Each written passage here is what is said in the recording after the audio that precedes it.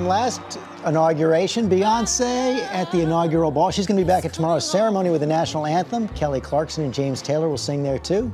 Another big star is actually co-chairing all these events for the president. She joins us now. Eva Longoria, welcome to This Week. Hello, how are you?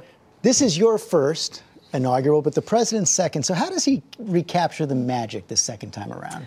Oh, there's a lot of magic here, but again, it's my first, so it's my first experience. I think there's something beautiful to a recommitment to the people of this great nation, and to see him, do that today. I saw Vice President get sworn in earlier today. That's right, it's begun. Yes, and there's a lot of magic happening. Sonia Sotomayor being the first Hispanic to swear in a president was a big moment for us in our community. So there's a lot of firsts still happening. And you are everywhere this weekend, including the cover of the Wall Street Journal yesterday, front page. Yeah. Eva Longoria's next role, Hispanic activist in Washington, goes on to say her role reaches beyond fundraising and speech making and into policy and strategy. She helped urge Mr. Obama to make a key change in immigration policy last year. They call you a power player. I don't know what that means. But you are trying to affect policy, right? Absolutely, absolutely. I mean, I'm trying to do my part as a citizen and my part as a Hispanic and as a woman and as an American. So, I enjoy it. I think everybody should be civically engaged in a level that would affect policy. That's the point. That's how our government is set up. You just heard the debate on our roundtable about immigration. I was out there listening on a little speaker. Okay, well, put yourself at the table with them. How does the president get that done this time around? Well, he's made it very clear it's going to be a top priority. And, there was a historic mobilization this election with the Latino vote. The most contentious issue that you guys were talking about is citizenship. And there's many tenets to it. And when people say, oh, get in the back of the line, and you didn't get in the back of the line, people don't realize there's 100 lines to get into. And if you're in that line, then you weren't supposed to be in that line. You got to go in that. I mean, it's a very broken system. And what I am hopeful about is that this administration, and particularly President Obama, sees that immigration is an economic issue. It's also, for me, a humanitarian issue.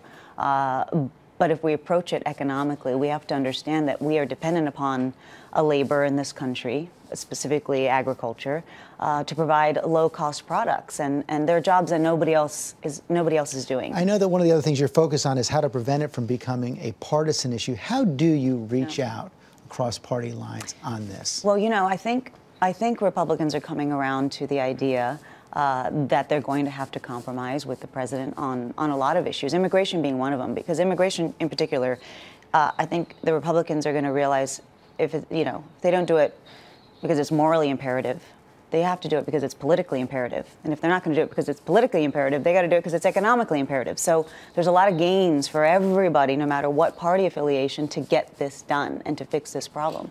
The Wall Street Journal says you haven't ruled out a run for office. Is that true? You're going to go back to Texas? Oh, I love my great state of Texas. I can't wait till it becomes purple. But no. Right now I've always said the power is with the citizen. I love doing what I do. I think it's interesting, and it's all of our responsibility to be involved in the way I'm involved, and I'm not running for office. I respect everything that politicians do. I think it's a very, very big job. It's their day job. It's not my day job. So I'm just doing what I can to help the communities in which I came from. Good luck with that. Good luck this weekend. Eva Longoria, thanks very much. Thanks. And now we honor our fellow Americans who serve and sacrifice. This week, the Pentagon released the name of one soldier killed in Afghanistan. And as we take a look at President Obama laying a wreath at the Tomb of the Unknown at Arlington Cemetery this morning, we invite you to stay with ABC News throughout these inaugural ceremonies. Diane Sawyer and I will be back just before noon for a special report as President Obama is formally sworn in for his second term by Chief Justice Roberts. That's a brief private ceremony in advance of tomorrow's public celebrations. And ABC News will cover it all, starting with Good Morning America here at the museum.